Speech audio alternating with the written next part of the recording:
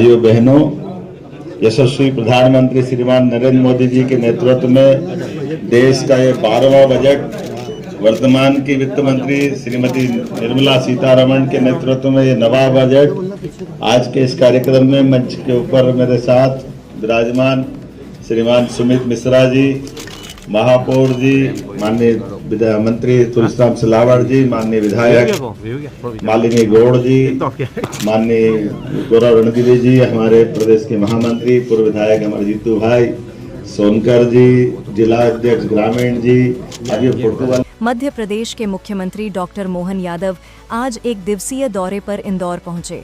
इंदौर आगमन के बाद मुख्यमंत्री ने एक निजी कॉलेज के कार्यक्रम में सहभागिता की।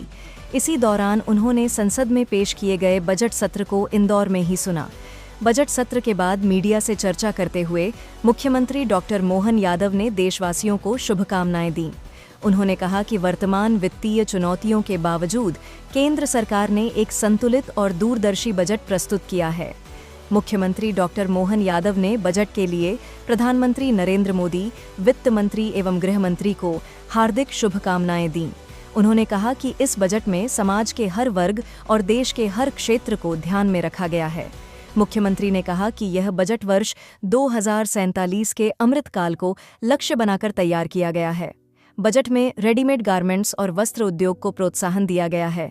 वहीं छोटे से छोटे शहरों के पर्यटन स्थलों को विकसित भारत से जोड़ने की स्पष्ट रूपरेखा दिखाई देती है। मुख्यमंत्री डॉक्टर मोहन यादव ने आगे कहा कि वित्तीय चुनौतियों के बीच युवाओं को रोजगार उपलब्ध कराना और उनकी कौशल विकास क्षमता को बढ़ाना सरकार की प्राथमिकता है। इसी दिशा में बजट में कई महत्वपूर्ण प्रावधान किए गए हैं। मुख्यमंत्री ने कहा कि यह बजट आने वाले समय में भारत को एक विकसित, आत्मनिर्भर और रोजगारोन्मुख राष्ट्र बनाने में महत्वपूर्ण भूमिका निभाएगा।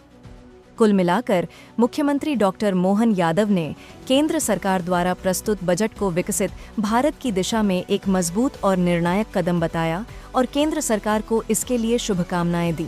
2047 स्वर्णिम भारत का बजट आज पेश किया गया। 2047 अमृतकाल का बजट यशस्वी प्रधानमंत्री के नेतृत्व में वित्त मंत्री द्वारा प्रस्तुत किया गया। मेरी अपनी ओर से बधाई।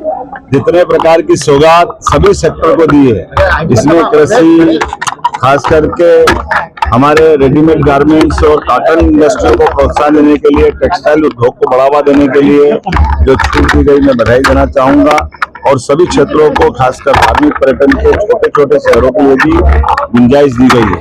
हमारे युवाओं को रोजगार की दृष्टि से ये बजट कई प्रकार के वैश्विक चुनौती के बीच भी भारत अपनी सक्षमता के साथ खड़ा हो, ऐसे सारे प्रावधान किए गए। मैं आज इंदौर में इस बजट को यहाँ सुनने के लिए आया। यहाँ मेरी अपनी ओर से माननीय प्रधानमंत्री जी को, माननीय वित्त मंत्री जी को, माननीय गृह मंत्री जी को बहुत बहुत बधाई।